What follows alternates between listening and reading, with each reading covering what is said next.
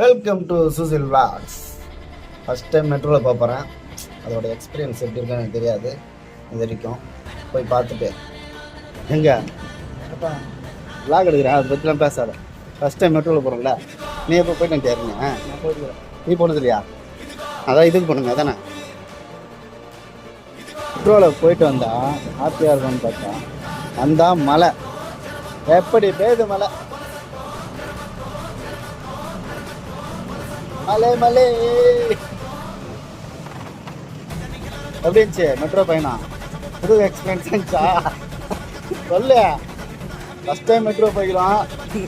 நல்லா இருக்குதா? நல்லா இருக்குது. எப்படி இருந்தது மெட்ரோ பயணம்? சர்வீஸ் நல்லா இருந்துச்சா?